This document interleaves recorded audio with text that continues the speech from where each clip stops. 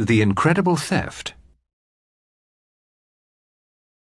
As the butler handed round the souffle, Lord Mayfield leaned confidentially towards his neighbour on the right, Lady Julia Carrington.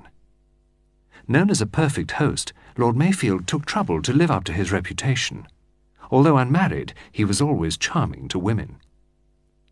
Lady Julia Carrington was a woman of 40, tall, dark, and vivacious. She was very thin, but still beautiful. Her hands and feet in particular were exquisite. Her manner was abrupt and restless, that of a woman who lived on her nerves. About opposite her at the round table sat her husband, Air Marshal Sir George Carrington. His career had begun in the Navy, and he still retained the bluff breeziness of the ex-naval man. He was laughing and chaffing the beautiful Mrs. Vanderlyn, who was sitting on the other side of her host. Mrs. Vanderlyn was an extremely good-looking blonde. Her voice held a soupçon of American accent, just enough to be pleasant, without undue exaggeration. On the other side of Sir George Carrington sat Mrs. Agatha, MP. Mrs. Agatha was a great authority on housing and infant welfare. She barked out short sentences rather than spoke them, and was generally of somewhat alarming aspect. It was perhaps natural that the Air Marshal would find his right-hand neighbour the pleasanter to talk to. Mrs. Agatha, who always talked shop wherever she was, barked out short spates of information on her special subjects to her left-hand neighbour, young Reggie Carrington. Reggie Carrington was 21 and completely uninterested in housing, infant welfare, and indeed any political subject. He said at intervals, "How frightful," and "I absolutely agree with you," but his mind was clearly elsewhere. Mr. Carlyle, Lord Mayfield's private secretary, sat between young Reggie and his mother. A pale young man with pince-nez and an air of intelligent reserve, he talked little, but was always ready to fling himself into any conversational breach. Noticing that Reggie Carrington was struggling with a yawn, he leaned forward and adroitly asked Mrs. Agatha a question about her Fitness for Children scheme. Round the table, moving silently in the subdued amber light, a butler and 2 footmen offered dishes and filled up wine-glasses. Lord Mayfield paid a very high salary to his chef, and was noted as a connoisseur of wines. The table was a round one, but there was no mistaking who was the host. Where Lord Mayfield sat was so very decidedly the head of the table. A big man, square-shouldered, with thick silvery hair, a big straight nose, and a slightly prominent chin. It was a face that lent itself easily to caricature. As Sir Charles McLaughlin, Lord Mayfield had combined a political career with being the head of a big engineering firm. He was himself a first-class engineer.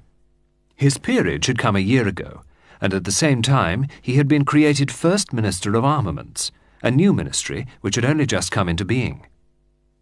The dessert had been placed on the table. The port had circulated once.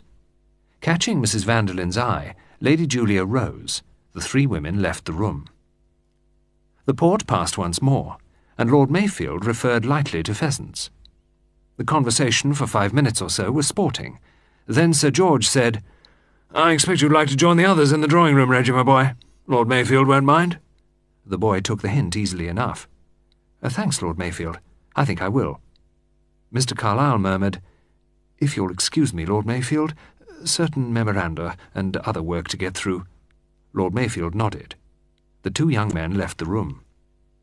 The servants had retired some time before. The Minister for Armaments and the head of the Air Force were alone. After a minute or two, Carrington said, "Well, okay?" "Absolutely. There's nothing to touch this new bomber in any country in Europe." "Make rings round him, eh? That's what I thought." "Supremacy of the air," said Lord Mayfield decisively. Sir George Carrington gave a deep sigh. "About time. You know, Charles, we've been through a ticklish spell.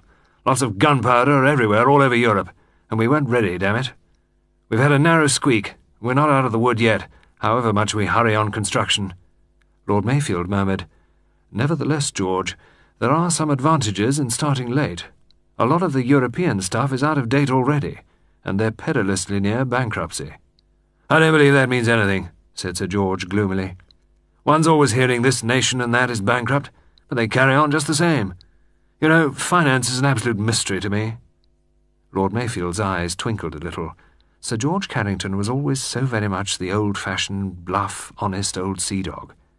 There were people who said it was a pose he deliberately adopted.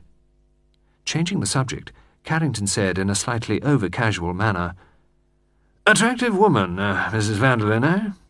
Lord Mayfield said, "Are you wondering what she's doing here?" His eyes were amused. Carrington looked a little confused. "Not at all, not at all." "Oh, yes, you were. Don't be an old humbug, George. You were wondering, in a slightly dismayed fashion, whether I was the latest victim." Carrington said slowly, "I'll admit that it did seem a trifle odd to me that she should be here, well, this particular weekend." Lord Mayfield nodded. "Where the carcass is, there are the vultures gathered together. We've got a very definite carcass, and Mrs. Vanderlyn might be described as vulture number 1. The Air Marshal said abruptly, "You know anything about this Vanderlyn woman?" Lord Mayfield clipped off the end of a cigar, lit it with precision, and throwing his head back, dropped out his words with careful deliberation. "What do I know about Mrs. Vanderlyn? I know that she's an American subject. I know that she's had 3 husbands, 1 Italian, 1 German, and 1 Russian, and that in consequence she has made useful, what I think are called contacts, in 3 countries. I know that she manages to buy very expensive clothes and live in a very luxurious manner, and that there is some slight uncertainty as to where the income comes from which permits her to do so." With a grin, Sir George Carrington murmured, "Your spies have not been inactive, Charles, I see." "I know," Lord Mayfield continued, "that in addition to having a seductive type of beauty, Mrs. Vanderlyn is also a very good listener, and that she can display a fascinating interest in what we call shop. That is to say, a man can tell her all about his job and feel that he is being intensely interesting to the lady. Sundry young officers have gone a little too far in their zeal to be interesting, and their careers have suffered in consequence. They have told Mrs. Vanderlyn a little more than they should have done. Nearly all the lady's friends are in the services, but last winter she was hunting in a certain county near one of our largest armament firms, and she formed various friendships not at all sporting in character. To put it briefly, Mrs. Vanderlyn is a very useful person to—" He described a circle in the air with his cigar. "Perhaps we had better not say to whom. We will just say to a European power, and perhaps to more than one European power." Carrington drew a deep breath. "You take a great load off my mind, Charles." "You thought I had fallen for the siren.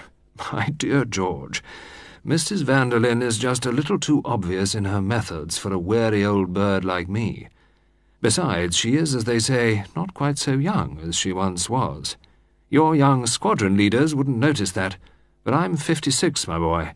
In another 4 years I shall probably be a nasty old man, continually haunting the society of unwilling debutantes." "I was a fool," said Carrington apologetically, "but it seemed a bit odd." "It seemed to you odd that she should be here in a somewhat intimate family party just at the moment when you and I were to hold an unofficial conference over a discovery that will probably revolutionize the whole problem of air defence." Sir George Carrington nodded. Lord Mayfield said, smiling, "That's exactly it. That's the bait." "The bait?" "You see, George, to use the language of the movies, we've nothing actually on the woman, and we want something. She's got away with rather more than she should in the past, but she's been careful, damnably careful. We know what she's been up to, but we've got no definite proof of it. We've got to tempt her with something big." "Something big being the specification of the new bomber." "Exactly. It's got to be something big enough to induce her to take a risk, to come out into the open. And then we've got her." Sir George grunted. "Oh, well," he said, I dare say it's all right, but suppose she won't take the risk?" "That would be a pity," said Lord Mayfield. Then he added, "But I think she will." He rose. "Shall we join the ladies in the drawing-room? We mustn't deprive your wife of her bridge." Sir George grunted. "Julia's a damn sight too fond of her bridge. drops a packet over it. She can't afford to play as high as she does. I've told her so. The trouble is, Julia's a born gambler." Coming round the table to join his host, he said, "Well, I hope your plan comes off, Charles." In the drawing-room, conversation had flagged more than once. Mrs. Vanderlyn was usually at a disadvantage when left alone with members of her own sex. That charming, sympathetic manner of hers, so much appreciated by members of the male sex, did not, for some reason or other, commend itself to women. Lady Julia was a woman whose manners were either very good or very bad. On this occasion she disliked Mrs. Vanderlyn and was bored by Mrs. Agatha, and made no secret of her feelings. Conversation languished, and might have ceased altogether but for the latter. Mrs. Agatha was a woman of great earnestness of purpose. Mrs. Vanderlyn she dismissed immediately as a useless and parasitic type. Lady Julia she tried to interest in a forthcoming charity entertainment which she was organising. Lady Julia answered vaguely, stifled a yawn or two, and retired into her own inner preoccupation. Why didn't Charles and George come? How tiresome men were! Her comments became even more perfunctory as she became absorbed in her own inner thoughts and worries. The three women were sitting in silence when the men finally entered the room. Lord Mayfield thought to himself, "Julia looks ill tonight. What a mass of nerves the woman is." Aloud he said, "What about a rubber, eh?" Lady Julia brightened at once. Bridge was as the breath of life to her. Reggie Carrington entered the room at that minute, and a four was arranged. Lady Julia, Mrs. Vanderlyn, Sir George, and young Reggie sat down to the card table. Lord Mayfield devoted himself to the task of entertaining Mrs. Agatha. When 2 rubbers had been played, Sir George looked ostentatiously at the clock on the mantelpiece. "Hardly worth beginning another," he remarked. His wife looked annoyed.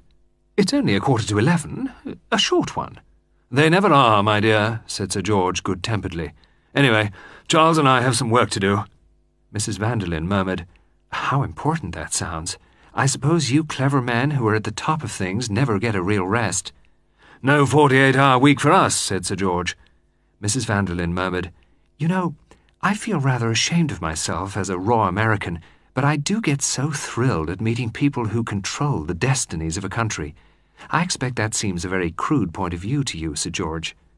"My dear Mrs. Vanderlyn, I should never think of you as crude or raw." He smiled into her eyes. There was perhaps a hint of irony in the voice, which she did not miss. Adroitly she turned to Reggie, smiling. "I'm sorry we're not continuing our partnership. That was a frightfully clever 4-note trump call of yours." Flushed and pleased, Reggie mumbled, "Bit of a fluke that it came off." "Oh, no. It was really a clever bit of deduction on your part. You deduced from the bidding exactly where the cards must be, and you played accordingly. I thought it was brilliant." Lady Julia rose abruptly. The woman lays it on with a palette knife, she thought disgustedly. Then her eyes softened as they rested on her son. He believed it all. How pathetically young and pleased he looked. How incredibly naive he was. No wonder he got into scrapes. He was too trusting. The truth of it was he had too sweet a nature. George didn't understand him in the least. Men were so unsympathetic in their judgments. They forgot that they had ever been young themselves. George was much too harsh with Reggie. Mrs. Agatha had risen. Good nights were said. The 3 women went out of the room. Lord Mayfield helped himself to a drink after giving one to Sir George. Then he looked up as Mr. Carlyle appeared at the door. "Get the files and all the papers, will you, Carlyle? Including the plans and the prints. The Air Marshal and I will be along shortly. We'll just take a turn outside first, eh, George? It's stopped raining." Mr. Carlyle, turning to depart, murmured an apology as he almost collided with Mrs. Vanderlyn. She drifted towards them, murmuring, "My book. I was reading it before dinner." Reggie sprang forward and held up a book. "Is this it? On the sofa? Oh, yes. Thank you so much." She smiled sweetly, said good night again, and went out of the room. Sir George had opened one of the French windows. "Beautiful night now," he announced. "Good idea of yours to take a turn." Reggie said, "Well, good night, sir. I'll be toddling off to bed." "Good night, my boy," said Lord Mayfield. Reggie picked up a detective story which he had begun earlier in the evening and left the room. Lord Mayfield and Sir George stepped out onto the terrace. It was a beautiful night, with a clear sky studded with stars. Sir George drew a deep breath. "Phew, that woman uses a lot of scent," he remarked. Lord Mayfield laughed. "Anyway, it's not cheap scent. One of the most expensive brands on the market, I should say." Sir George gave a grimace. "I suppose one should be thankful for that." "You should indeed. I think a woman smothered in cheap scent is one of the greatest abominations known to mankind." Sir George glanced up at the sky. "Extraordinary the way it's cleared. I heard the rain beating down when we were at dinner." The two men strolled gently along the terrace. The terrace ran the whole length of the house. Below it the ground sloped gently away, permitting a magnificent view over the Sussex Weald. Sir George lit a cigar. "About this metal alloy," he began. The talk became technical. As they approached the far end of the terrace for the 5th time, Lord Mayfield said with a sigh, "Oh, well, I suppose we'd better get down to it." "Yes, good bit of work to get through." As the two men turned, Lord Mayfield said suddenly, "Hello, see that?" "See what?" asked Sir George. "Thought I saw someone slip across the terrace from my study window." "Nonsense, old boy. I didn't see anything." "Well, I did, or I thought I did." "Oh, your eyes are playing tricks on you. I was looking straight down the terrace, and I'd have seen anything there was to be seen. There's precious little I don't see, even if I do have to hold a newspaper at arm's length." Lord Mayfield chuckled. "I can put one over on you there, George. I read easily without glasses." "Oh, but you can't always distinguish the fellow on the other side of the house. Or is that eyeglass of yours sheer intimidation?" Laughing, the two men entered Lord Mayfield's study, the French window of which was open. Mr. Carlyle was busy arranging some papers in a file by the safe. He looked up as they entered. "Ah, Carlyle. Everything ready?" "Yes, Lord Mayfield. All the papers are on your desk." The desk in question was a big, important-looking writing table of mahogany set across a corner by the window. Lord Mayfield went over to it and began sorting through various documents laid out. "Lovely night now," said Sir George. Mr. Carlyle agreed. "Yes, indeed. Remarkable the way it's cleared up after the rain." Putting away his file, Mr. Carlyle asked, "Will you want me any more tonight, Lord Mayfield?" "No, I don't think so, Carlyle. I'll put these away myself. We shall probably be late. You'd better turn in." "Thank you. Good night, Lord Mayfield. Good night, Sir George." "Good night, Carlyle." As the secretary was about to leave the room, Lord Mayfield said sharply, "Just a minute, Carlyle. You've forgotten the most important of the lot." "I beg your pardon, Lord Mayfield?" "Well, the actual plans of the bomber, man." The secretary stared. "They're right on the top, sir." "They're nothing of the sort." "But I've just put them there." "Look for yourself, man." With a bewildered expression, the young man came forward and joined Lord Mayfield at the desk. Somewhat impatiently, the minister indicated the pile of papers. Carlyle sorted through them, his expression of bewilderment growing. "You see, they're not there." The secretary stammered, But it's incredible. I laid them out there not 3 minutes ago." Lord Mayfield said good-humouredly, "You must have made a mistake. They must still be in the safe." "I don't see how. I know I put them there." Lord Mayfield brushed past him to the open safe. Sir George joined him. A very few minutes sufficed to show that the plans of the bomber were not there. Dazed and unbelieving, the three men returned to the desk and once more turned over the papers. "My God!" said Mayfield. "They're gone!" Mr. Carlyle cried, "But it's impossible!" "Who's been in this room?" snapped out the minister. "No one. No one at all." "Look here, Carlyle. Those plans haven't vanished into thin air. Someone has taken them. Has Mrs. Vanderlyn been in here?" "Mrs. Vanderlyn? Oh, no, sir." "I'll back that," said Carrington. He sniffed the air. "You'd soon smell if she had. That scent of hers." "Nobody has been in here," insisted Carlyle. "I can't understand it." "Look here, Carlyle," said Lord Mayfield. "Pull yourself together. We've got to get to the bottom of this. You're absolutely sure the plans were in the safe?" "Absolutely." "You actually saw them? You didn't just assume they were among the others?" "No, Lord Mayfield, I saw them. I put them on top of the others on the desk." "And since then you say nobody has been in the room. Have you been out of the room?" "No. At least, yes." "Ah!" cried Sir George. "Now we're getting at it." Lord Mayfield said sharply, "What on earth—" when Carlyle interrupted, In the normal course of events, Lord Mayfield, I should not, of course, have dreamt of leaving the room when important papers were lying about, but hearing a woman scream—" "A woman scream?" "Yes, Lord Mayfield. It startled me more than I can say. I was just laying the papers on the desk when I heard it, and naturally I ran out into the hall." "Who screamed?" "Mrs. Vanderlyn's French maid. She was standing halfway up the stairs, looking very white and upset and shaking all over. She said she had seen a ghost." "Seen a ghost?" "Yes, a tall woman dressed all in white who moved without a sound and floated in the air." "What a ridiculous story."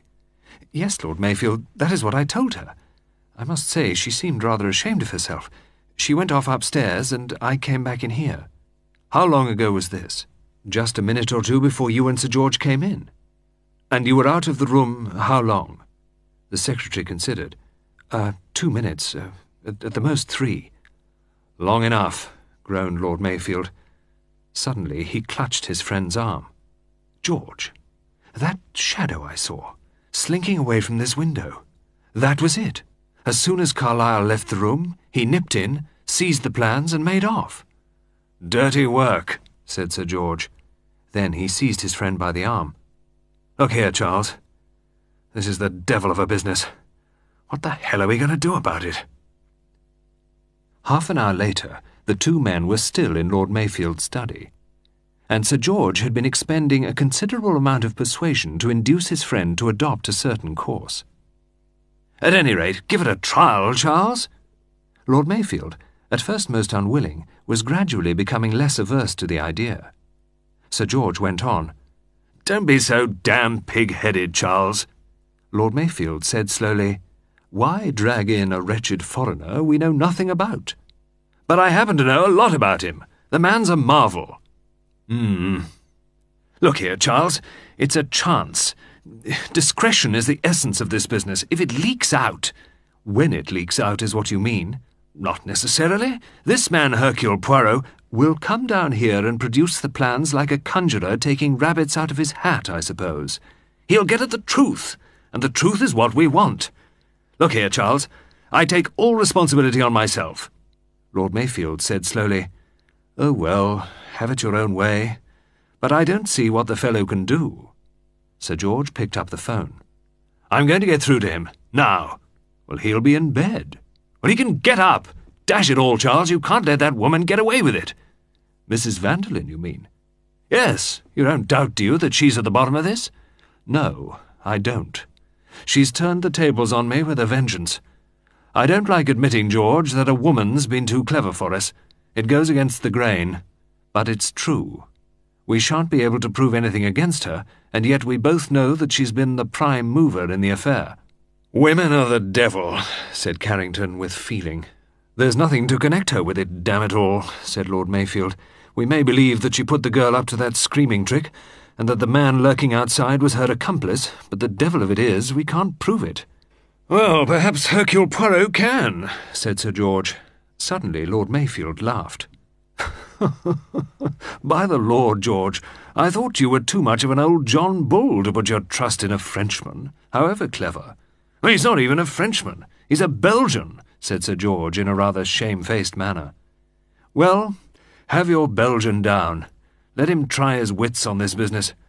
I'll bet he can't make more of it than we can." Without replying, Sir George stretched a hand to the telephone. Blinking a little, Hercule Poirot turned his head from one man to the other. Very delicately, he smothered a yawn. It was 2:30 in the morning. He had been roused from sleep and rushed down through the darkness in a big Rolls-Royce. Now he had just finished hearing what the two men had to tell him. "Those are the facts, Monsieur Poirot," said Lord Mayfield. He leaned back in his chair and slowly fixed his monocle.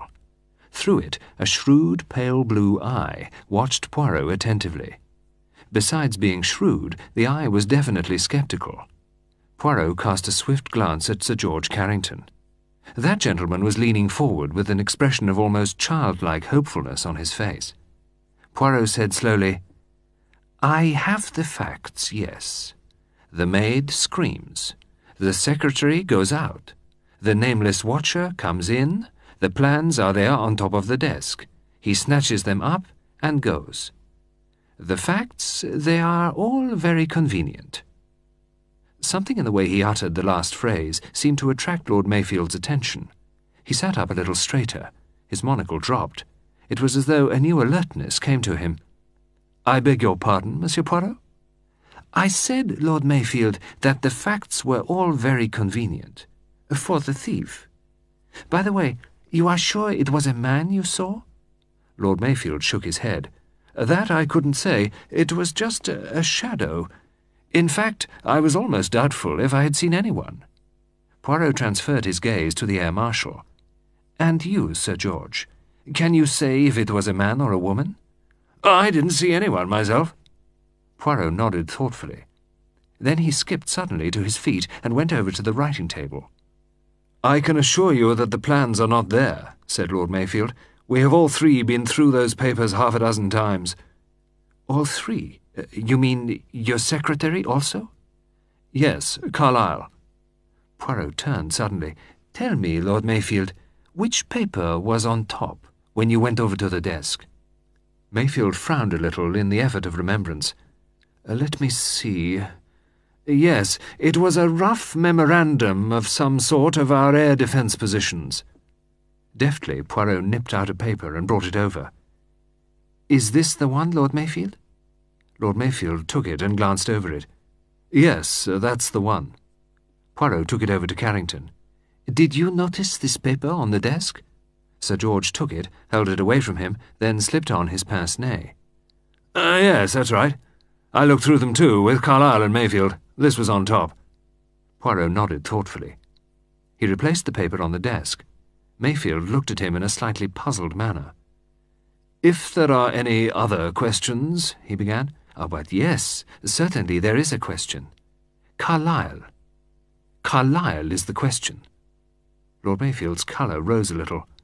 "Carlyle, Monsieur Poirot, is quite above suspicion. He has been my confidential secretary for 9 years. He has access to all my private papers, and I may point out to you that he could have made a copy of the plans and a tracing of the specifications quite easily, without anyone being the wiser."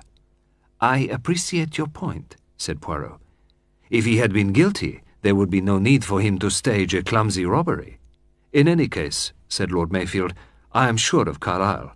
I will guarantee him." "Yes, Carlyle," said Carrington gruffly, "is all right." Poirot spread out his hands gracefully. "And this Madame Vanderlyn, she is all wrong?" "She's a wrong and all right," said Sir George. Lord Mayfield said in more measured tones, "I think, Monsieur Poirot, there can be no doubt of Mrs. Vanderlyn's, activities. The Foreign Office can give you more precise data as to that." "And the maid, you take it, is in with her mistress?" "Oh, not a doubt of it," said Sir George. "It seems to me a plausible assumption," said Lord Mayfield more cautiously. There was a pause. Poirot sighed, and absent-mindedly rearranged 1 or 2 articles on a table at his right hand. Then he said, "I take it that these papers represented money. That is, the stolen papers would be definitely worth a large sum in cash?" "If presented in a certain quarter, yes." "Such as?" Sir George mentioned the names of 2 European powers. Poirot nodded. "That fact would be known to anyone, I take it." "Oh, Mrs. Vanderlyn would know it all right." "I said to anyone." "I suppose so, yes." "Anyone with a minimum of intelligence would appreciate the cash value of the plans." "Yes, but Monsieur Poirot—" Lord Mayfield was looking rather uncomfortable. Poirot held up a hand. "I do what you call explore all the avenues." Suddenly he rose again, stepped nimbly out of the window, and with a flashlight examined the edge of the grass at the farther side of the terrace. The 2 men watched him. He came in again, sat down, and said, "Tell me, Lord Mayfield, this malefactor, this skulker in the shadows, you do not have him pursued?" Lord Mayfield shrugged his shoulders.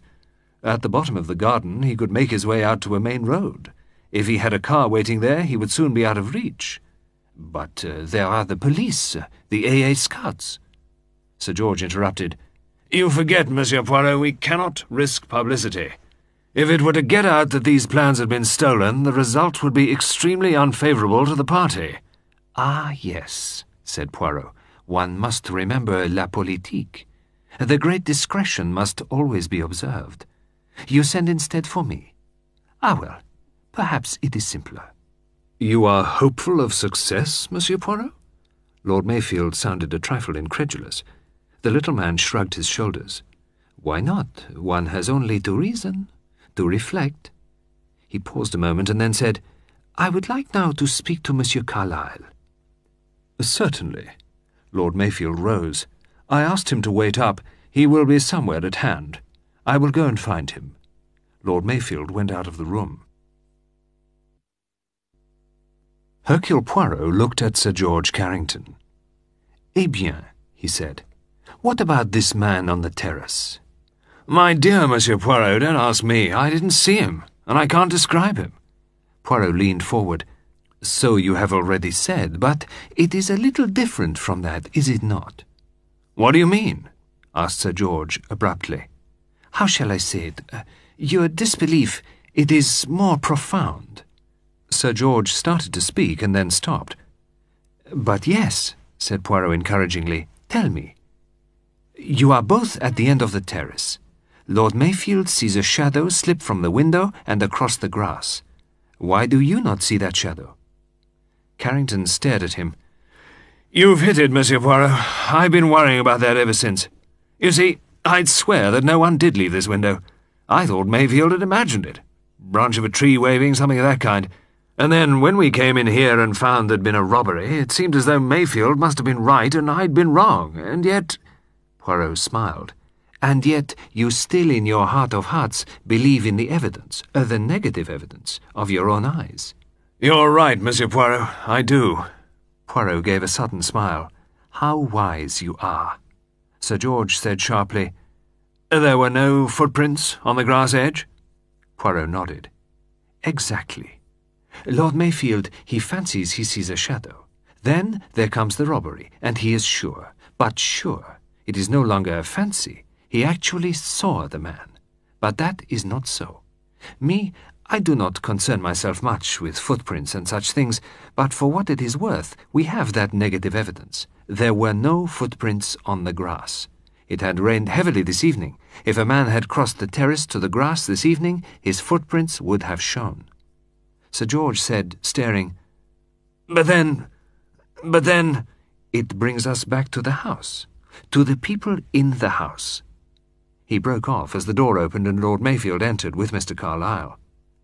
Though still looking very pale and worried, the secretary had regained a certain composure of manner. Adjusting his pince-nez, he sat down and looked at Poirot inquiringly. "How long had you been in this room when you heard the scream, monsieur?" Carlyle considered. Between 5 and 10 minutes, I should say." "And before that there had been no disturbance of any kind?" "No." "I understand that the house party had been in one room for the greater part of the evening." "Yes, the drawing-room." Poirot consulted his notebook. "Sir George Carrington and his wife, Madame Agatha, Madame Vanderlyn, Monsieur Reggie Carrington, Lord Mayfield, and yourself. Is that right?" "I myself was not in the drawing-room. I was working here the greater part of the evening." Poirot turned to Lord Mayfield. "Who went up to bed first?" "Lady Julia Carrington, I think. As a matter of fact, the three ladies went out together." "And then?" Mr. Carlyle came in, and I told him to get out the papers, as Sir George and I would be along in a minute." "It was then that you decided to take a turn on the terrace?" "It was." "Was anything said in Madame Vanderlyn's hearing as to your working in the study?" The matter was mentioned, yes." "But she was not in the room when you instructed Monsieur Carlyle to get out the papers?" "No." "Excuse me, Lord Mayfield," said Carlyle. "Just after you had said that, I collided with her in the doorway. She had come back for a book." "So you think she might have overheard?" "I think it quite possible, yes." "She came back for a book," mused Poirot. "Did you find her book, Lord Mayfield?" "Yes, Reggie gave it to her." "Ah, yes, it is what you call the old gasp. Ah, no, pardon, the old wheeze, that, to come back for a book, it is often useful." "You think it was deliberate?" Poirot shrugged his shoulders. "And after that, You two gentlemen go out on the terrace. And Madame Vanderlyn? She went off with her book. And the young Monsieur Reggie, he went to bed also? Yes. And Monsieur Carlyle, he comes here, and sometime between 5 and 10 minutes later, he heard a scream. Continue, Monsieur Carlyle. You heard a scream, and you went out into the hall. Ah, perhaps it would be simplest if you reproduced exactly your actions.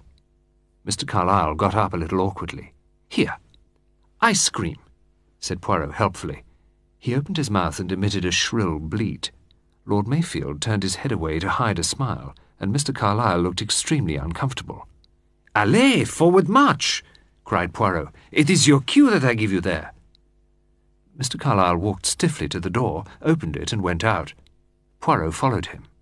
The other two came behind. The door. Did you close it after you, or leave it open? I can't remember, really. I think I must have left it open. No matter. Proceed. Still with extreme stiffness, Mr. Carlyle walked to the bottom of the stairs and stood there looking up. Poirot said, The maid, you say, was on the stairs. Whereabouts? About halfway up. And she was looking upset? Definitely so.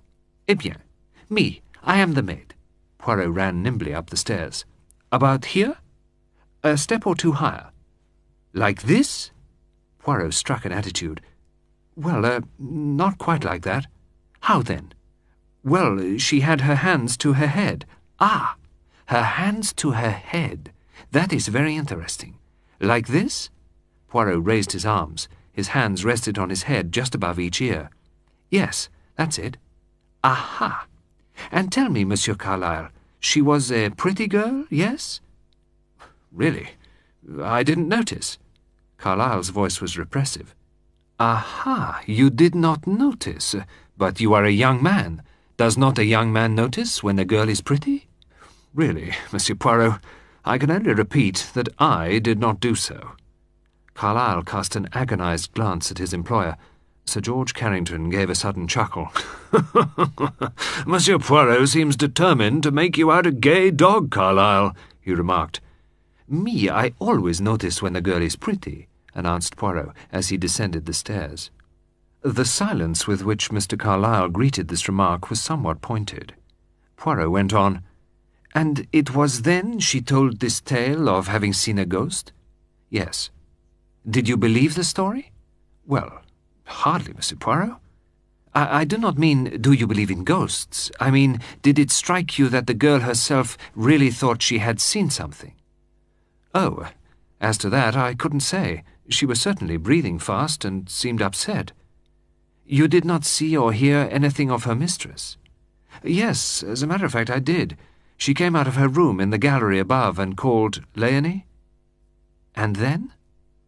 The girl ran up to her, and I went back to the study. Whilst you were standing at the foot of the stairs here, could anyone have entered the study by the door you had left open? Carlyle shook his head. Not without passing me. The study door is at the end of the passage, as you see. Poirot nodded thoughtfully. Mr. Carlyle went on in his careful, precise voice. I may say that I am very thankful that Lord Mayfield actually saw the thief leaving the window. Otherwise I myself should be in a very unpleasant position. Nonsense, my dear Carlyle, broke in Lord Mayfield impatiently. No suspicion could possibly attach to you. It is very kind of you to say so, Lord Mayfield, but facts are facts, and I can quite see that it looks badly for me. In any case, I hope that my belongings and myself may be searched. Nonsense, my dear fellow, said Mayfield. Poirot murmured, You are serious in wishing that? I should infinitely prefer it. Poirot looked at him thoughtfully for a minute or two and murmured, I see. Then he asked, Where is Madame Vanderlyn's room situated in regard to the study? It is directly over it. With a window looking out over the terrace? Yes. Again Poirot nodded. Then he said, Let us go to the drawing-room. Here he wandered round the room, examining the fastenings on the windows, glancing at the scorers on the bridge table, and then finally addressed Lord Mayfield. This affair is more complicated than it appears. But one thing is quite certain. The stolen plans have not left this house." Lord Mayfield stared at him. "But, my dear Monsieur Poirot, the man I saw leaving the study, there was no man." "But I saw him." "With the greatest respect, Lord Mayfield, you imagined you saw him. The shadow cast by the branch of a tree deceived you. The fact that a robbery occurred naturally seemed a proof that what you had imagined was true." "Really, Monsieur Poirot, the evidence of my own eyes." "Back my eyes against yours any day, old boy," put in Sir George. "You must permit me, Lord Mayfield, to be very definite on that point. No one crossed the terrace to the grass." Looking very pale and speaking stiffly, Mr. Carlyle said, "In that case, if Monsieur Poirot is correct, suspicion automatically attaches itself to me. I am the only person who could possibly have committed the robbery." Lord Mayfield sprang up. "Nonsense! Whatever Monsieur Poirot thinks about it, I don't agree with him. I am convinced of your innocence, my dear Carlyle. In fact, I'm willing to guarantee it." Poirot murmured mildly, "But I have not said that I suspect Monsieur Carlyle." Carlyle answered, "No, but you've made it perfectly clear that no one else had a chance to commit the robbery." "Mais non!" "But I've told you nobody passed me in the hall to get to the study door." "I agree. But someone might have come in through the study window." "But that is just what you said did not happen." "I said that no one from outside could have come and left without leaving marks on the grass. But it could have been managed from inside the house. Someone could have gone out from this room by one of these windows, slipped along the terrace, in at the study window, and back again in here." Mr. Carlyle objected, "But Lord Mayfield and Sir George Carrington were on the terrace." "They were on the terrace, yes, but they were en promenade. Sir George Carrington's eyes may be of the most reliable, but he does not keep them in the back of his head. The study window is at the extreme left of the terrace. The windows of this room come next, but the terrace continues to the right past 1, 2, 3, perhaps 4 rooms. Dining room, billiard room, morning room, and library," said Lord Mayfield. "And you walked up and down the terrace how many times?" "At least 5 or 6. "You see, it is easy enough. The thief has only to watch for the right moment." Carlyle said slowly, "You mean that when I was in the hall, talking to the French girl, the thief was waiting in the drawing-room? That is my suggestion. It is, of course, only a suggestion." "It doesn't sound very probable to me," said Lord Mayfield. "Too risky." The Air Marshal demurred. "I don't agree with you, Charles. It's perfectly possible. Wonder I hadn't the wits to think of it for myself." "So you see why I believe that the plans are still in the house. The problem now is to find them." Sir George snorted. "That's simple enough. Search everybody." Lord Mayfield made a movement of dissent, but Poirot spoke before he could.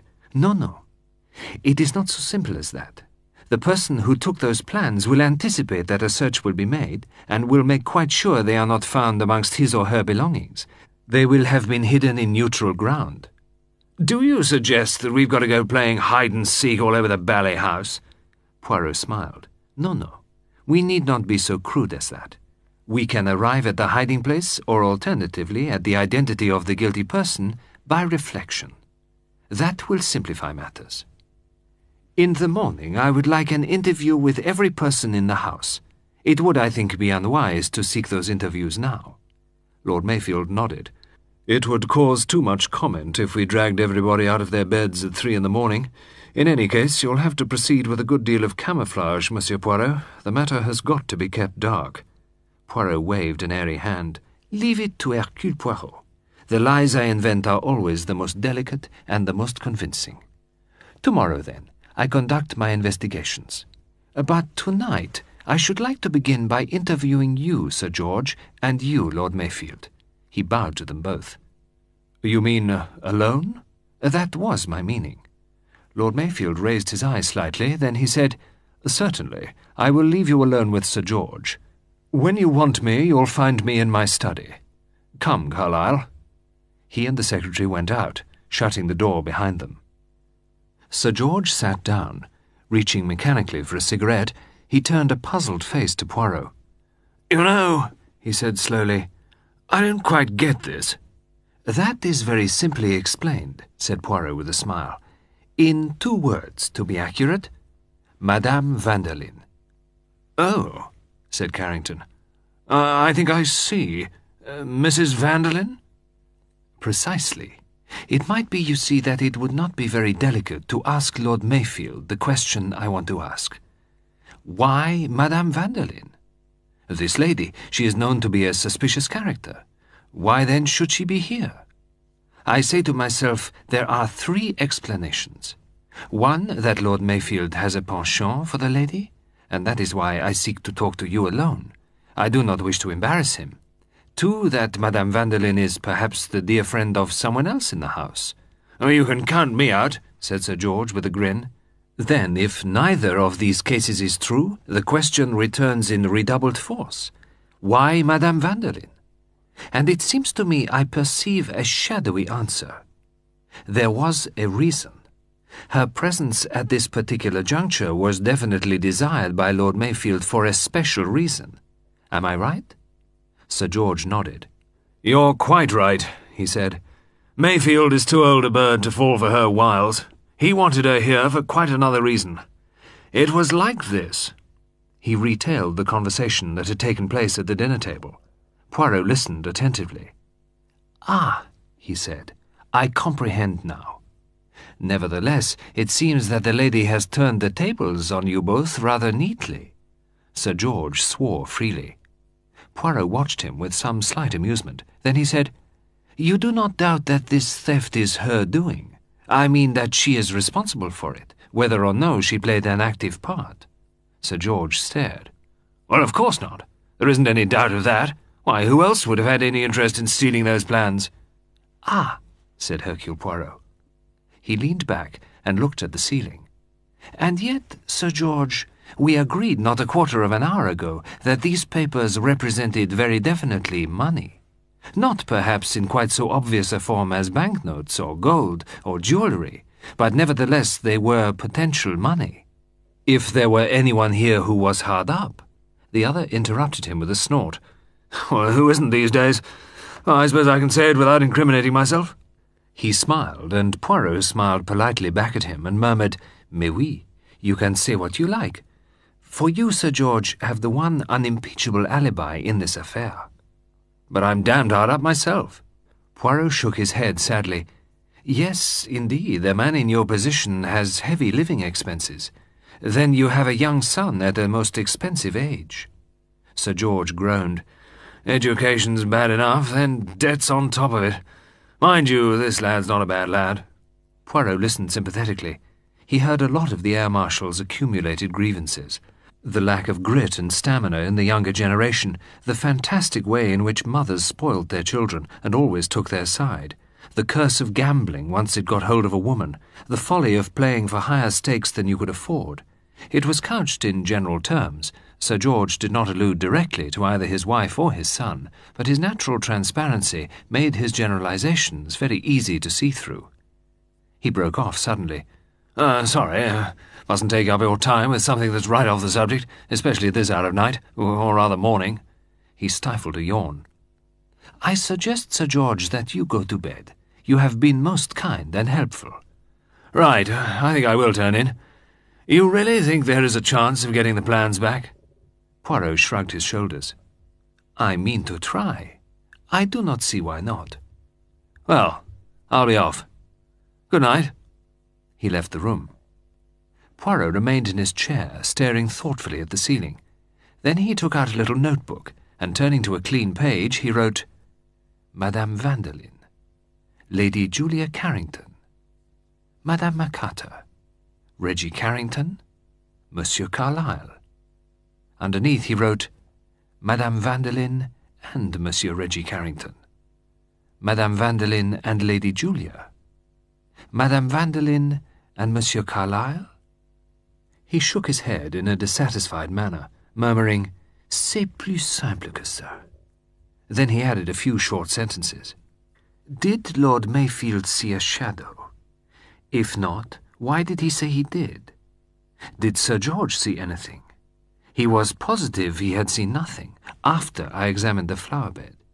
Note: Lord Mayfield is near-sighted, can read without glasses, but has to use a monocle to look across a room. Sir George is long-sighted. Therefore, from the far end of the terrace, his sight is more to be depended upon than Lord Mayfield's. Yet Lord Mayfield is very positive that he did see something, and is quite unshaken by his friend's denial. Can anyone be quite as above suspicion as Monsieur Carlyle appears to be? Lord Mayfield is very emphatic as to his innocence, too much so. Why? Perhaps because he secretly suspects him and is ashamed of his suspicions, or because he definitely suspects some other person, that is to say, some person other than Madame Vanderlyn. He put away the notebook. Then, getting up, he went along to the study. Lord Mayfield was seated at his desk when Poirot entered the study. He swung round, laid down his pen, and looked up inquiringly. "Well, Monsieur Poirot? Had your interview with Carrington?" Poirot smiled and sat down. "Yes, Lord Mayfield. He cleared up a point that had puzzled me." "What was that?" "The reason for Madame Vanderlyn's presence here. You comprehend. I thought it possible—" Mayfield was quick to realize the cause of Poirot's somewhat exaggerated embarrassment. "You thought I had a weakness for the lady? Not at all. Far from it. Funnily enough, Carrington thought the same." "Yes, he has told me of the conversation he held with you on the subject." Lord Mayfield looked rather rueful. "My little scheme didn't come off. Always annoying to have to admit that a woman has got the better of you." "Ah, but she has not got the better of you yet, Lord Mayfield." "You think we may yet win? Well, I'm glad to hear you say so. I'd like to think it was true." He sighed. "I feel I've acted like a complete fool. So pleased with my stratagem for entrapping the lady." Hercule Poirot said, as he lit one of his tiny cigarettes, "What was your stratagem exactly, Lord Mayfield?" "Well," Lord Mayfield hesitated, "I hadn't exactly got down to details." "You didn't discuss it with anyone?" "No." "Not even with Monsieur Carlyle?" "No." Poirot smiled. "You prefer to play a lone hand, Lord Mayfield." "I have usually found it the best way," said the other, a little grimly. "Yes, you are wise. Trust no one. But you did mention the matter to Sir George Carrington." "Simply because I realized that the dear fellow was seriously perturbed about me." Lord Mayfield smiled at the remembrance. "He is an old friend of yours?" "Yes, I have known him for over 20 years. "And his wife?" "I have known his wife also, of course." "But, pardon me if I am impertinent, you are not on the same terms of intimacy with her." "I don't really see what my personal relationships to people have to do with the matter in hand, Monsieur Poirot." "But I think, Lord Mayfield, that they may have a good deal to do with it. You agreed, did you not, that my theory of someone in the drawing-room was a possible one?" "Yes, in fact I agree with you that that is what must have happened." "We will not say must. That is too self-confident a word. But if that theory of mine is true, who did you think the person in the drawing-room could have been?" "Obviously Mrs. Vanderlyn. She had been back there once for a book. She could have come back for another book, or a handbag, or a dropped handkerchief, one of a dozen feminine excuses. She arranges with her maid to scream and get Carlyle away from the study. Then she slips in and out by the windows, as you said." "You forget it could not have been Madame Vanderlyn. Carlyle heard her call the maid from upstairs while he was talking to the girl." Lord Mayfield bit his lip. "True. I forgot that." He looked thoroughly annoyed. "You see," said Poirot gently, "we progress. We have first the simple explanation of a thief who comes from outside and makes off with the booty. A very convenient story, as I said at the time, too convenient to be readily accepted. We have disposed of that.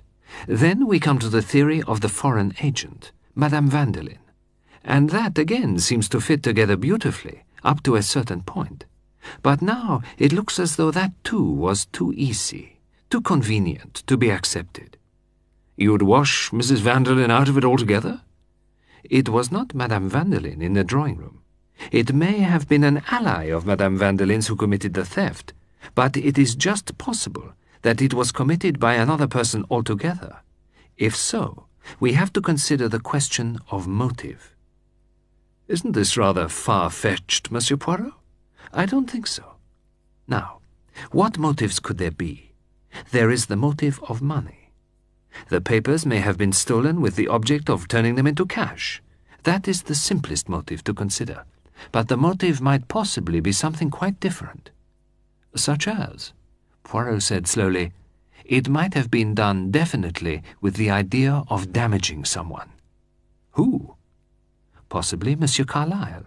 He would be the obvious suspect. But there might be more to it than that. The men who control the destiny of a country, Lord Mayfield, are particularly vulnerable to displays of popular feeling. Meaning that the theft was aimed at damaging me? Poirot nodded. I think I am correct in saying, Lord Mayfield, that about 5 years ago you passed through a somewhat trying time. You were suspected of friendship with a European power at that time bitterly unpopular with the electorate of this country. Quite true, Monsieur Poirot. A statesman in these days has a difficult task. He has to pursue the policy he deems advantageous to his country, but he has at the same time to recognize the force of popular feeling. Popular feeling is very often sentimental, muddle-headed, and eminently unsound, but it cannot be disregarded for all that. How well you express it. That is exactly the curse of a politician's life. He has to bow to the country's feeling, however dangerous and foolhardy he knows it to be. That was your dilemma, I think. There were rumors that you had concluded an agreement with the country in question. This country and the newspapers were up in arms about it. Fortunately, the Prime Minister was able categorically to deny the story, and you repudiated it, though still making no secret of the way your sympathies lay. All this is quite true, Monsieur Poirot, but why rake up past history? Because I consider it possible that an enemy, disappointed in the way you surmounted that crisis, might endeavor to stage a further dilemma. You soon regained public confidence. Those particular circumstances have passed away. You are now deservedly one of the most popular figures in political life. You are spoken of freely as the next Prime Minister when Monsieur Hunberley retires. You think this is an attempt to discredit me? Nonsense. Tout de même, Lord Mayfield. It would not look well if it were known that the plans of Britain's new bomber had been stolen during a weekend when a certain very charming lady had been your guest. Little hints in the newspapers as to your relationship with that lady would create a feeling of distrust in you. Such a thing could not really be taken seriously. My dear Lord Mayfield, you know perfectly well it could. It takes so little to undermine public confidence in a man. Yes, that's true, said Lord Mayfield. He looked suddenly very worried. God, how desperately complicated this business is becoming. Do you really think... But it's impossible. Impossible. You know of nobody who is jealous of you? Absurd. At any rate, you will admit that my questions about your personal relationships with the members of this house party are not totally irrelevant. Oh, perhaps. Perhaps. You asked me about Julia Carrington. There's not very much to say. I've never taken to her very much, and I don't think she cares for me. She's one of these restless, nervy women, recklessly extravagant and mad about cards. She's old-fashioned enough, I think, to despise me as being a self-made man. Poirot said, I looked you up in Who's Who before I came down. You were the head of a famous engineering firm, and you are yourself a first-class engineer. There's certainly nothing I don't know about the practical side. I've worked my way up from the bottom. Lord Mayfield spoke rather grimly. Oh, la la! Cried Poirot. I have been a fool, but a fool. The other stared at him. I beg your pardon, Monsieur Poirot? It is that a portion of the puzzle has become clear to me, something I did not see before, but it all fits in. Yes, it fits in with beautiful precision. Lord Mayfield looked at him in somewhat astonished inquiry, but with a slight smile Poirot shook his head. No, no, not now. I must arrange my ideas a little more clearly. He rose. Good night, Lord Mayfield. I think I know where those plans are. Lord Mayfield cried out, You know? Then let us get hold of them at once. Poirot shook his head. No, no. That would not do. Precipitancy would be fatal, but leave it all to Hercule Poirot. He went out of the room. Lord Mayfield raised his shoulders in contempt. "Man's a mountebank," he muttered. Then, putting away his papers and turning out the lights, he too made his way up to bed. "If there's been a burglary, why the devil doesn't old Mayfield send for the police?" demanded Reggie Carrington. He pushed his chair slightly back from the breakfast table. He was the last down. His host, Mrs. Agatha, and Sir George had finished their breakfast some time before. His mother and Mrs. Vanderlyn were breakfasting in bed. Sir George, repeating his statement on the lines agreed upon between Lord Mayfield and Hercule Poirot, had a feeling that he was not managing it as well as he might have done. "To send for a queer foreigner like this seems very odd to me," said Reggie. "What has been taken, father?" "I don't know exactly, my boy." Reggie got up. He looked rather nervy and on edge this morning. "Nothing important. No papers or anything like that. To tell you the truth, Reggie, I can't tell you exactly." "Very hush-hush, is it? I see." Reggie ran up the stairs, paused for a moment halfway with a frown on his face, and then continued his ascent and tapped on his mother's door. Her voice bade him enter. Lady Julia was sitting up in bed, scribbling figures on the back of an envelope. "Good morning, darling." She looked up and then said sharply, "Reggie, is anything the matter?" "Oh, nothing much, but it seems there was a burglary last night." "A burglary? What was taken?" "Oh, I don't know. It's all very hush-hush. There's some odd kind of private inquiry agent downstairs asking everybody questions." "How extraordinary." "It's rather unpleasant," said Reggie slowly, "staying in a house when that kind of thing happens." "What did happen exactly?" "Well, I don't know. It was some time after we all went to bed." "Look out, Mother, you'll have that tray off." He rescued the breakfast tray and carried it to a table by the window. "Was money taken?" "I tell you I don't know." Lady Julia said slowly, "I suppose this inquiry man is asking everybody questions." "I suppose so." "Where they were last night, all that kind of thing." "Probably. Well, I can't tell him much. I went straight up to bed and was asleep in next to no time." Lady Julia did not answer. "I say, Mother, I suppose you couldn't let me have a spot of cash. I'm absolutely broke." "No, I couldn't," his mother replied decisively. "I've got the most frightful overdraft myself. I don't know what your father will say when he hears about it." There was a tap at the door, and Sir George entered. "Ah, there you are, Reggie. Will you go down to the library? Monsieur Hercule Poirot wants to see you." Poirot had just concluded an interview with the redoubtable Mrs. Agatha. A few brief questions had elicited the information that Mrs. Agatha had gone up to bed just before 11, and had heard or seen nothing helpful. Poirot slid gently from the topic of the burglary to more personal matters. He himself had a great admiration for Lord Mayfield.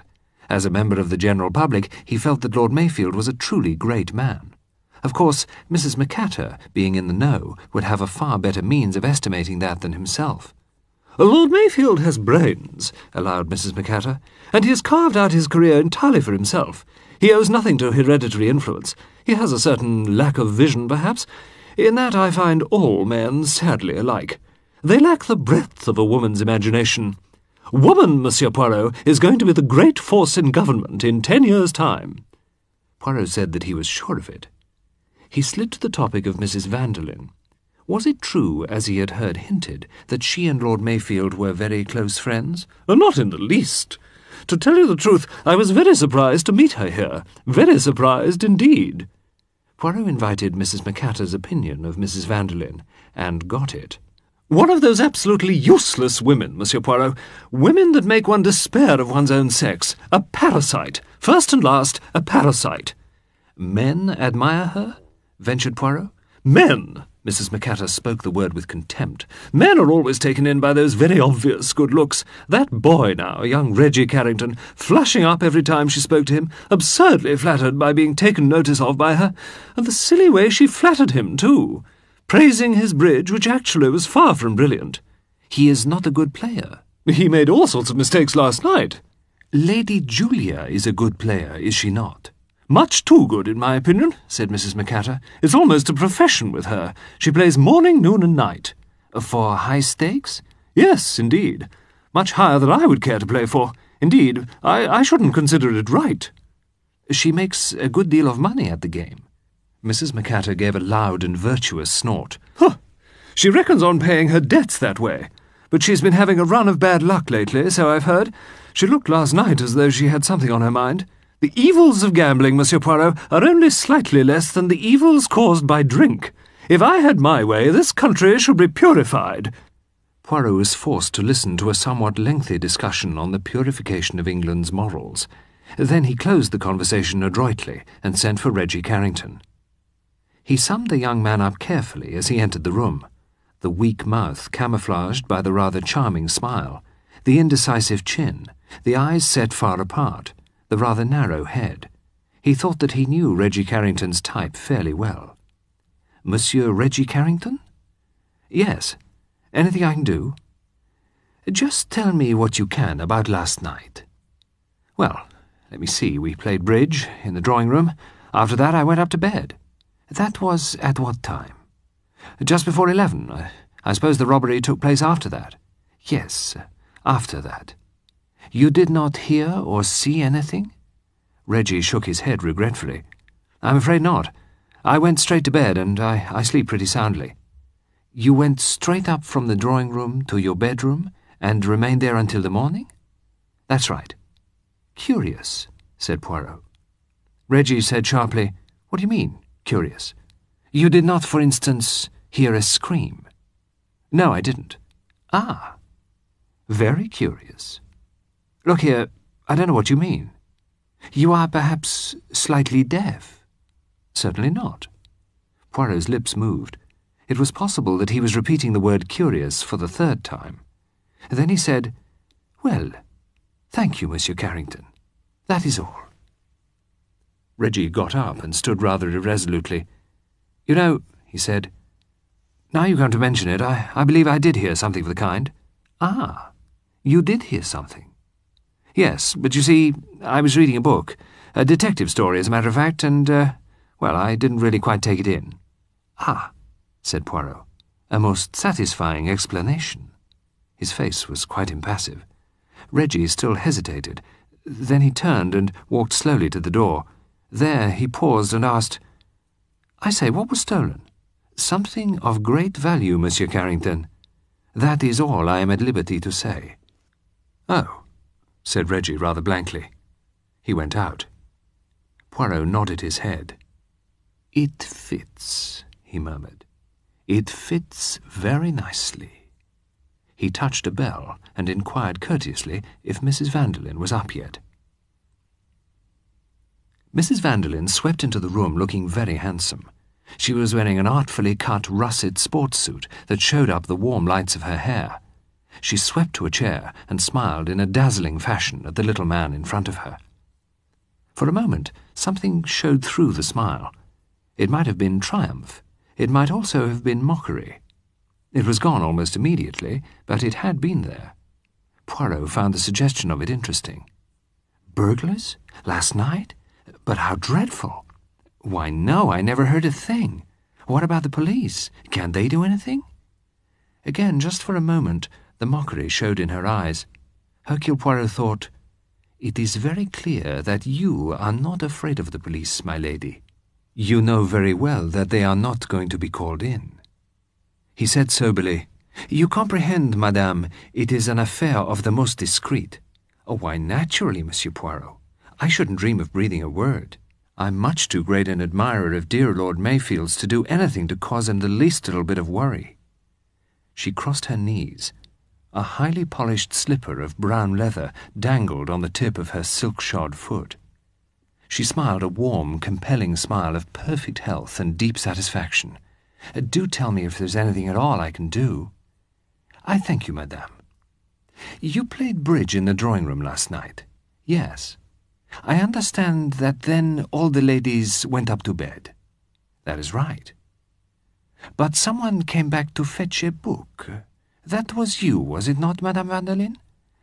I was the first one to come back, yes. What do you mean, the first one? Said Poirot sharply.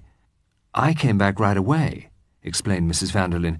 Then I went up and rang for my maid. She was a long time in coming. I rang again. Then I went out on the landing. I heard her voice, and I called her. After she had brushed my hair, I sent her away. She was in a nervous, upset state and tangled the brush in my hair once or twice. It was then, just as I sent her away, that I saw Lady Julia coming up the stairs. She told me she had been down for a book too. Curious, wasn't it?" Mrs. Vanderlyn smiled as she finished, a wide, rather feline smile. Hercule Poirot thought to himself that Mrs. Vanderlyn did not like Lady Julia Carrington. "As you say, madame. Tell me, did you hear your maid scream?" "Why, yes, I did hear something of that kind." "Did you ask her about it?" "Yes. She told me she thought she'd seen a floating figure in white." Such nonsense. "What was Lady Julia wearing last night?" "Oh, you think perhaps—" "Yes, I see. She was wearing a white evening dress. Of course, that explains it. She must have caught sight of her in the darkness, just as a white figure. These girls are so superstitious." "Your maid has been with you a long time, madame?" "Oh, no." Mrs. Vanderlyn opened her eyes rather wide. "Only about 5 months." "I should like to see her presently, if you do not mind, madame." Mrs. Vanderlyn raised her eyebrows. "Oh, certainly," she said rather coldly. "I should like, you understand, to question her." "Oh, yes." Again a flicker of amusement. Poirot rose and bowed. "Madame," he said, "you have my complete admiration." Mrs. Vanderlyn for once seemed a trifle taken aback. "Oh, Monsieur Poirot, how nice of you, but why?" "You are, madame, so perfectly armored, so completely sure of yourself." Mrs. Vanderlyn laughed a little uncertainly. "Now I wonder," she said, "if I am to take that as a compliment."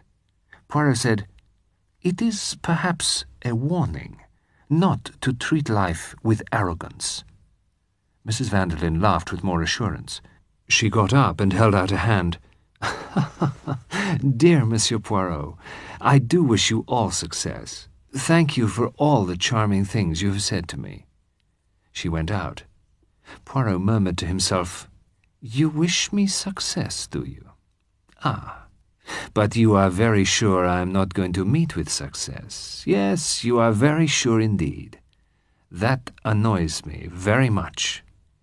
With a certain petulance, he pulled the bell and asked that Mademoiselle Léonie might be sent to him. His eyes roamed over her appreciatively as she stood hesitating in the doorway, demure in her black dress with her neatly parted black waves of hair and her modestly dropped eyelids. He nodded slow approval. "Come in, Mademoiselle Léonie," he said. "Do not be afraid." She came in and stood demurely before him. "Do you know," said Poirot, with a sudden change of tone, "that I find you very good to look at?" Léonie responded promptly. She flashed him a glance out of the corner of her eyes and murmured softly, "Monsieur is very kind." "Figure to yourself," said Poirot. "I demand of Monsieur Carlyle whether you are or not good-looking, and he replies that he does not know." Léonie cocked her chin up contemptuously. "That image! That describes him very well." "I do not believe he has ever looked at a girl in his life, that one." "Probably not. A pity. He has missed a lot. But there are others in this house who are more appreciative. Is it not so?" "Really? I do not know what monsieur means." "Oh, yes, Mademoiselle Léonie, you know very well. A pretty history that you recount last night about a ghost that you have seen.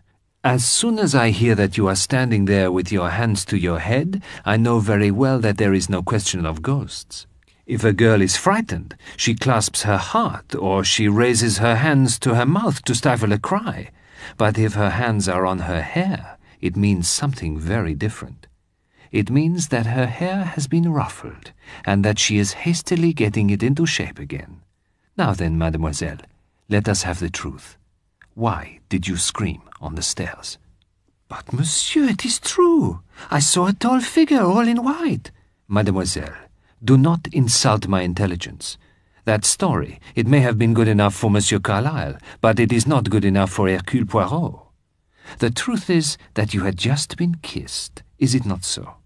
And I will make a guess that it was Monsieur Reggie Carrington who kissed you." Léonie twinkled an unabashed eye at him. "Eh bien, she demanded.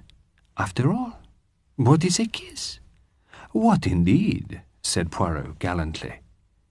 "You see, the young gentleman, he came up behind me and caught me round the waist, and so naturally he startled me, and I screamed.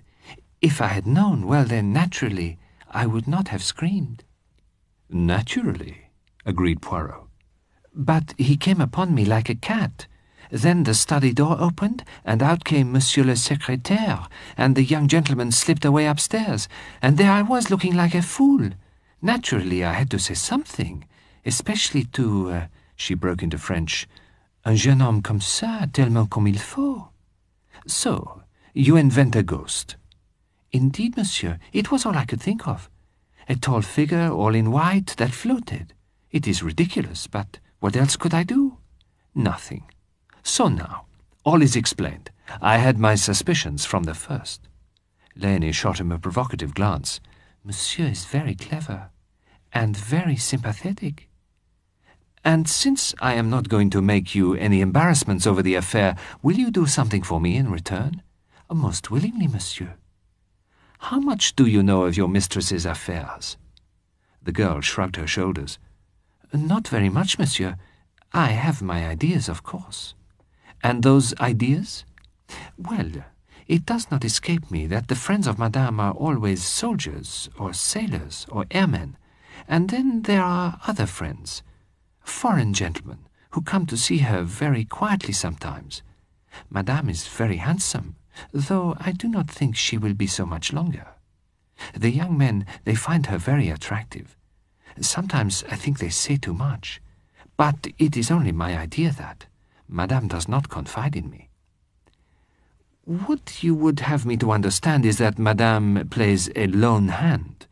"That is right, monsieur." "In other words, you cannot help me." "I fear not, monsieur.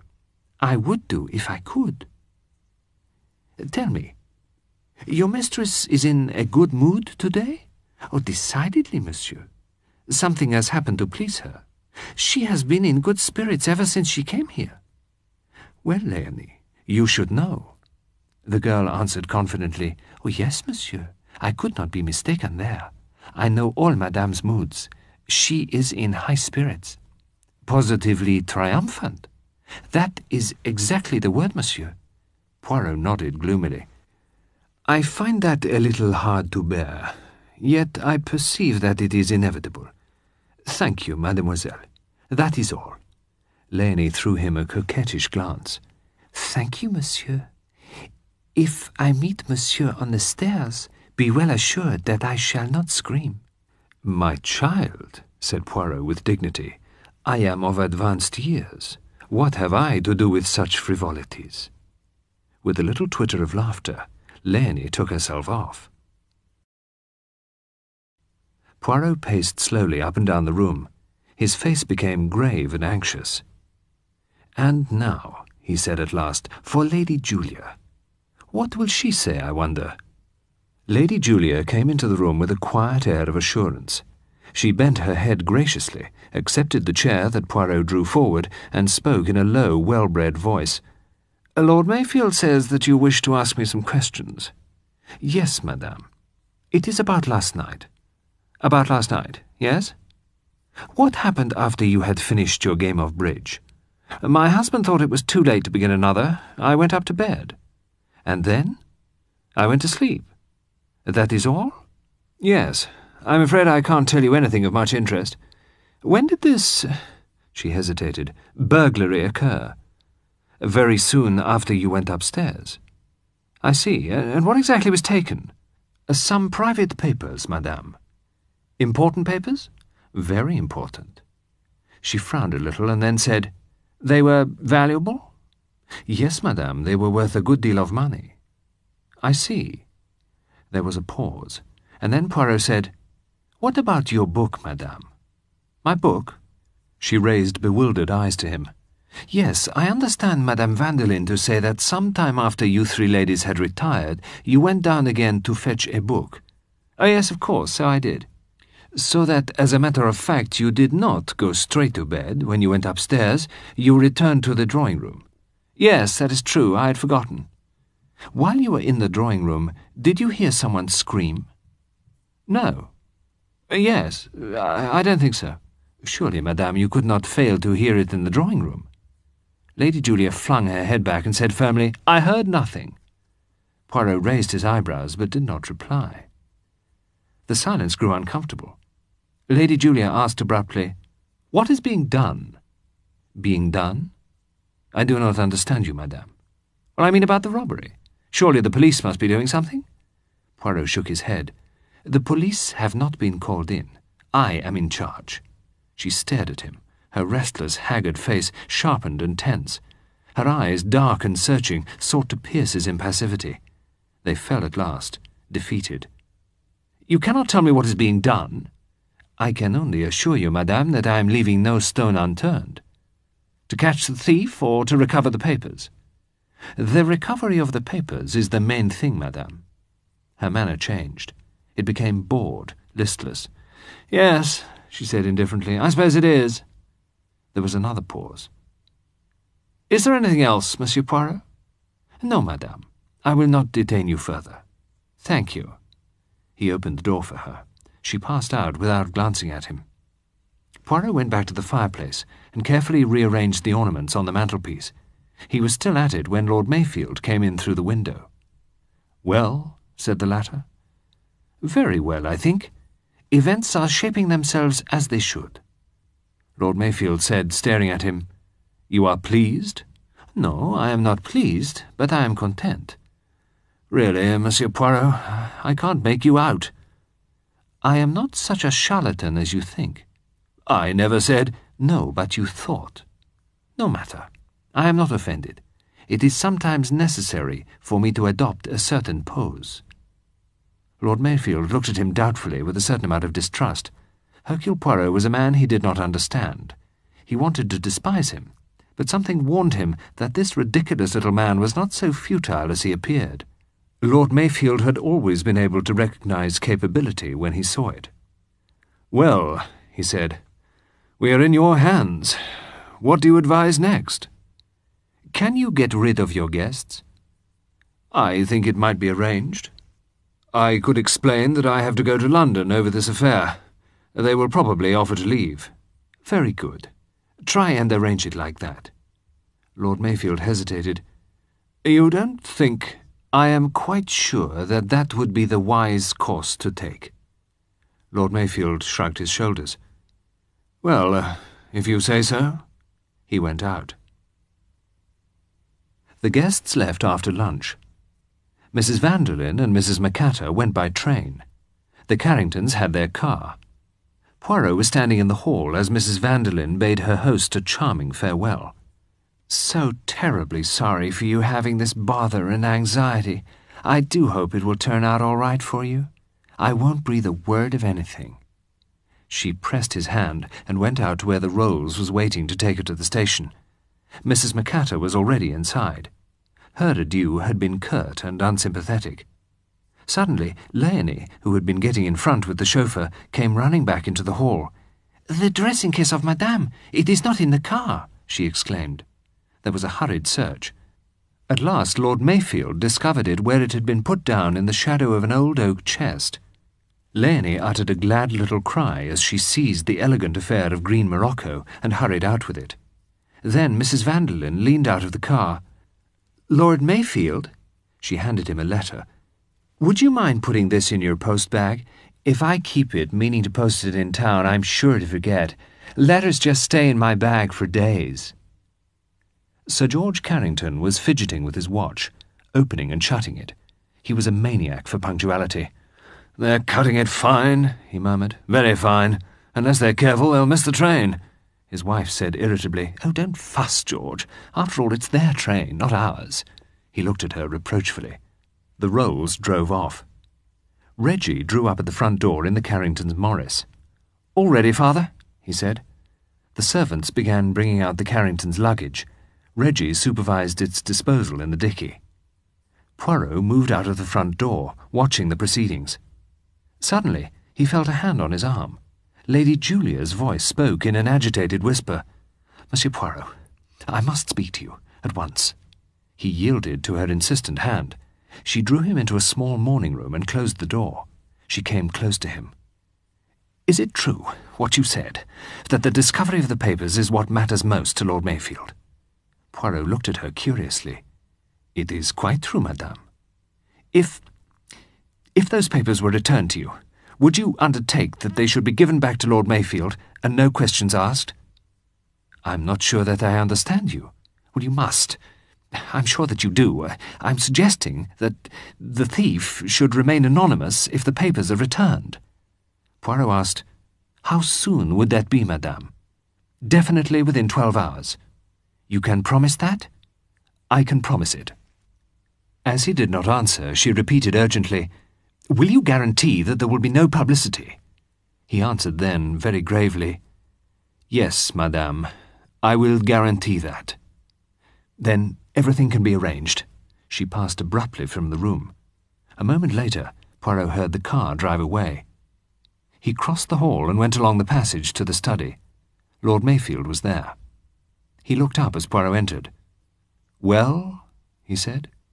Poirot spread out his hands. "The case is ended, Lord Mayfield." "What?" Poirot repeated word for word the scene between himself and Lady Julia. Lord Mayfield looked at him with a stupefied expression. "But what does it mean? I don't understand. It is very clear, is it not? Lady Julia knows who stole the plans." "You don't mean she took them herself?" "Certainly not. Lady Julia may be a gambler. She is not a thief. But if she offers to return the plans, it means that they were taken by her husband or her son. Now, Sir George Carrington was out on the terrace with you. That leaves us the son. I think I can reconstruct the happenings of last night fairly accurately. Lady Julia went to her son's room last night and found it empty. She came downstairs to look for him, but did not find him. This morning she hears of the theft, and she also hears that her son declares that he went straight to his room and never left it. That, she knows, is not true. And she knows something else about her son. She knows that he is weak, that he is desperately hard up for money. She has observed his infatuation for Madame Vanderlyn. The whole thing is clear to her. Madame Vanderlyn has persuaded Reggie to steal the plans, but she determines to play her part also. She will tackle Reggie, get hold of the papers, and return them. "But the whole thing is quite impossible," cried Lord Mayfield. "Yes, it is impossible, but Lady Julia does not know that. She does not know that I, Hercule Poirot, know that young Reggie Carrington was not stealing papers last night, but instead he was philandering with Madame Vanderlyn's French maid." "The whole thing is a mare's nest." "Exactly." "And the case is not ended at all." "Yes, it is ended. I, Hercule Poirot, know the truth. You do not believe me? You did not believe me yesterday when I said I knew where the plans were, but I did know. They were very close at hand." "Where?" "They were in your pocket, my lord." There was a pause. Then Lord Mayfield said, "Do you really know what you're saying, Monsieur Poirot?" "Yes, I know. I know that I am speaking to a very clever man. From the first, it worried me that you, who were admittedly short-sighted, should be so positive about the figure you had seen leaving the window. You wanted that solution, the convenient solution, to be accepted. Why? Later, one by one, I eliminated everyone else. Madame Vanderlyn was upstairs. Sir George was with you on the terrace. Reggie Carrington was with the French girl on the stairs. Madame Agatha was blamelessly in her bedroom. It is next to the housekeeper's room, and Madame Agatha snores. Lady Julia clearly believed her son guilty, so there remained only two possibilities. Either Carlyle did not put the papers on the desk but in his own pocket, and that is not reasonable, because as you pointed out he could have taken a tracing of them, or else the plans were there when you walked over to the desk, and the only place they could have gone was into your pocket. In that case, everything was clear. Your insistence on the figure you had seen, your insistence on Carlyle's innocence, your disinclination to have me summoned. One thing did puzzle me. The motive. You were, I was convinced, an honest man, a man of integrity. That showed in your anxiety that no innocent person should be suspected. It was also obvious that the theft of the plans might easily affect your career unfavorably. Why, then, this wholly unreasonable theft? And at last the answer came to me. The crisis in your career some years ago, the assurances given to the world by the Prime Minister that you had had no negotiations with the power in question. Suppose that that was not strictly true, that there remained some record, a letter perhaps, showing that in actual fact you had done what you had publicly denied. Such a denial was necessary in the interests of public policy, but it is doubtful if the man in the street would see it that way. It might mean that at the moment when supreme power might be given into your hands, some stupid echo from the past would undo everything. I suspect that that letter has been preserved in the hands of a certain government, that government offered to trade with you. The letter in exchange for the plans of the new bomber. Some men would have refused. You did not. You agreed. Madame Vanderlyn was the agent in the matter. She came here by arrangement to make the exchange. You gave yourself away when you admitted that you had formed no definite stratagem for entrapping her. That admission made your reason for inviting her here incredibly weak. You arranged the robbery, pretended to see the thief on the terrace, thereby clearing Carlyle of suspicion. Even if he had not left the room, the desk was so near the window that a thief might have taken the plans while Carlyle was busy at the safe with his back turned. You walked over to the desk, took the plans, and kept them on your own person until the moment when, by prearranged plan, you slipped them into Madame Vanderlyn's dressing case. In return, she handed you the fatal letter disguised as an unposted letter of her own. Poirot stopped. Lord Mayfield said, "Your knowledge is very complete, Monsieur Poirot. You must think me an unutterable skunk." Poirot made a quick gesture. No, Lord Mayfield. I think, as I said, that you are a very clever man. It came to me suddenly as we talked here last night. You are a first-class engineer. There will be, I think, some subtle alterations in the specifications of that bomber.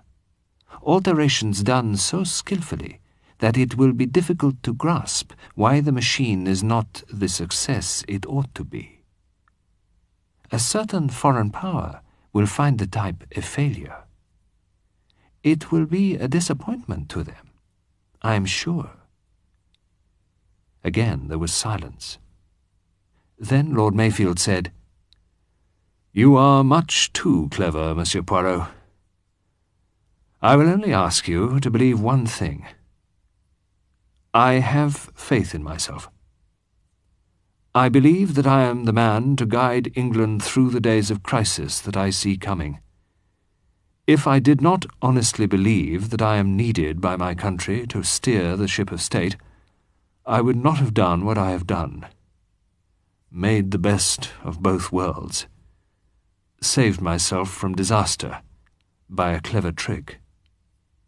"My lord," said Poirot, "if you could not make the best of both worlds, you could not be a politician."